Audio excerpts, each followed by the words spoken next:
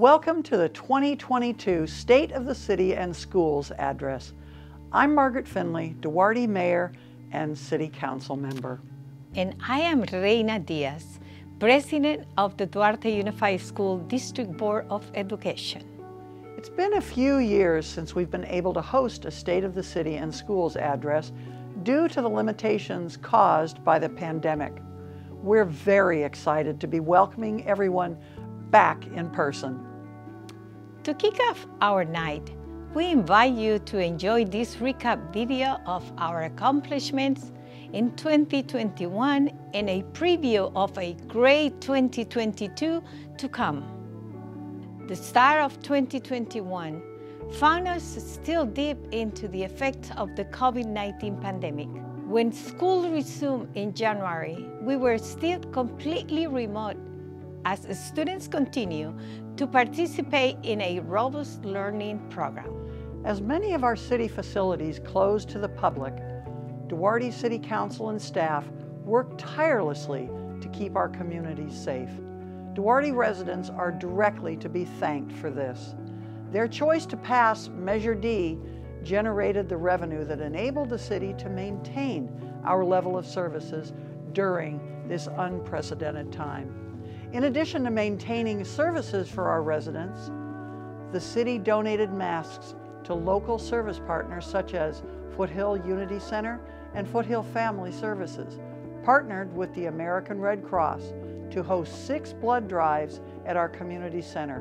And with the help of our public safety and CERT team, we were able to assist the school district and City of Hope in holding multiple drive-through vaccination clinics. Duarte Unified was the first school district in the region to have a partnership to host and facilitate a regional vaccination site in collaboration with City of Hope, and we are proud to have been able to provide over 8,000 vaccinations. In addition to keeping our residents physically safe, it was important to council members that staff adapt our city programs to keep our community connected during the pandemic. Seniors were able to pick up meals and other food staples through our mobile food bank.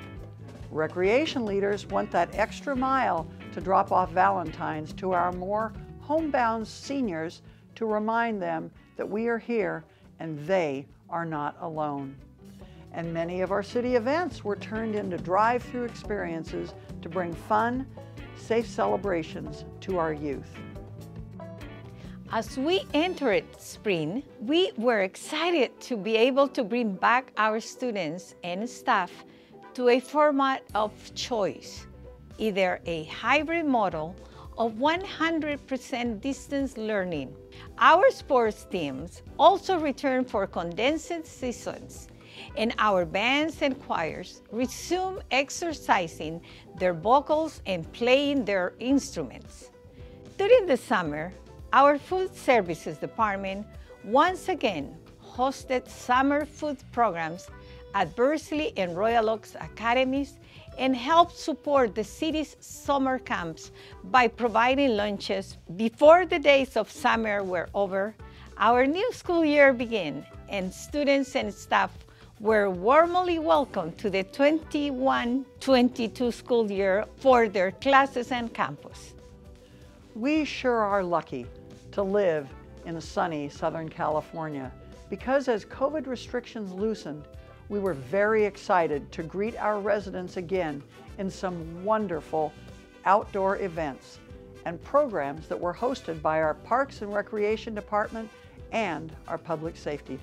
After a year and a half staying at home, residents were thrilled to get into the community to reconnect with friends and family at some of my favorite events: our Independence Day celebration and fireworks show, our city picnic, and our wonderful holiday tree lighting.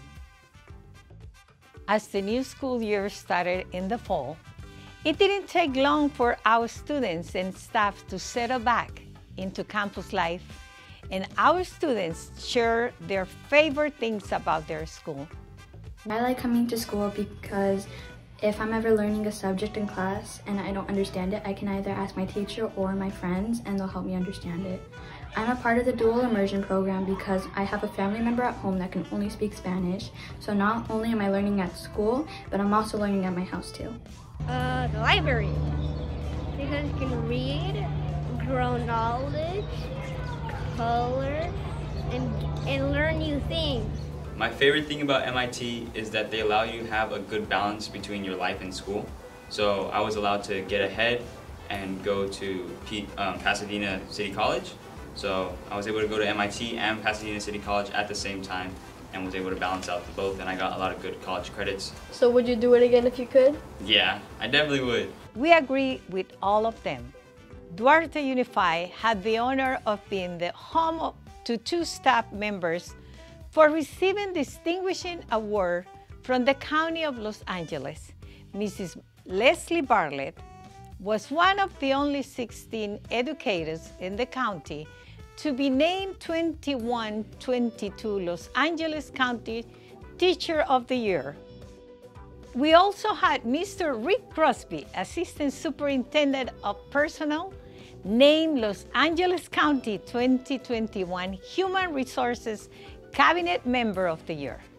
Duarte Unified School District had the privilege to host the 8th annual Band Field Tournament, where more than 12 schools came out to showcase their musicianship. This event has become one of the best local field shows competitions. As the school year progressed, students continue with their many school events and activities before heading off to winter break.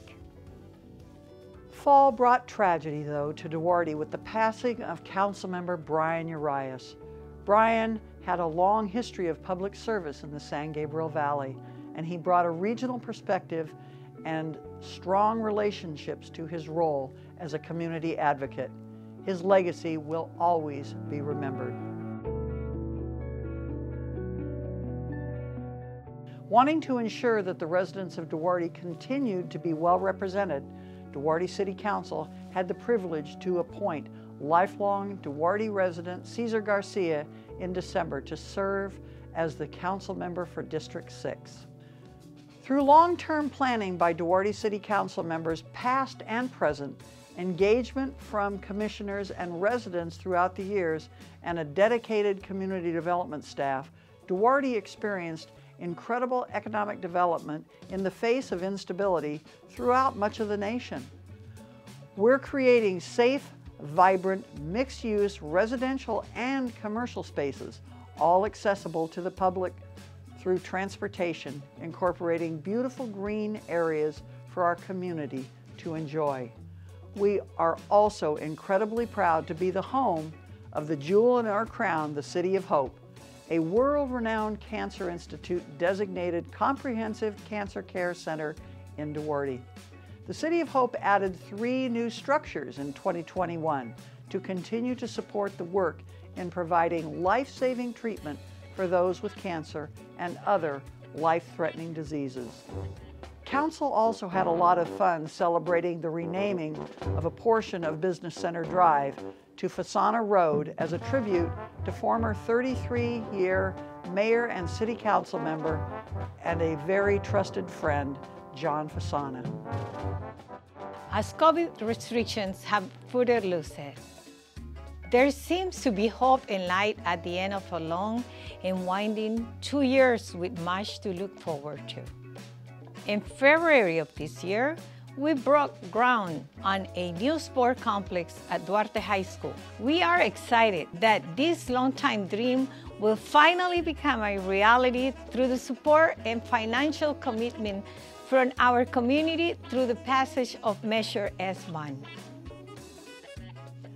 The City of Duarte is excited to announce further expansion in 2022 at our new 344-unit luxury apartment building near Duarte Station called Esperanza. And our City of Hope Duarte Outpatient Clinic is the newest approved building at the City of Hope, and we know it will offer more support to our patients and families. It will also be quite exciting to see what businesses plant roots in our Duarte community with all the new commercial space along Huntington Drive. Duarte was one of the few cities in the San Gabriel Valley to keep City Hall open, even if by appointment only, during these past 2 years. Our staff took all the necessary precautions to safely serve Duarte residents and keep the city moving. A huge thanks to our city manager, Dan Jordan, Assistant City Manager and Administrative Services Director, Kristen Peterson, Community Development Director, Craig Hensley, Public Safety Director, Brian Villalobos, and Parks and Recreation Director, Manuel Enriquez, for guiding our teams through a difficult time. My colleagues and I look forward to what the future holds through their leadership. And thank you to the incredible Duarte Unified staff led by our superintendent, Dr. Gordon Emerson, and his cabinet, who will faithfully continue to bring outstanding educational programs and opportunities for our youth as we continue to be a destination district. Lastly, I want to thank the residents and businesses of Duarte. A house is not a home until it is filled with family, friends, and memories. You make a city a community by raising your families here, sending your children to our schools, and if we're lucky enough, our children come back to live in our city to raise their families. Currently, we have 4 out of the 7 council members and 1 school board member that are proud Duarte High School graduates, many now with their own children enrolled in our schools. Maybe you've retired here and love to use our beautiful community parks and scenic walking trail. Perhaps you've opened your business doors to residents and visitors alike, welcoming them to enjoy everything that Duarte has to offer. These are the faces of Duarte that make this a vibrant place where people want to live, work, and play. Thank you for being an engaged member of Duarte, our kind of town.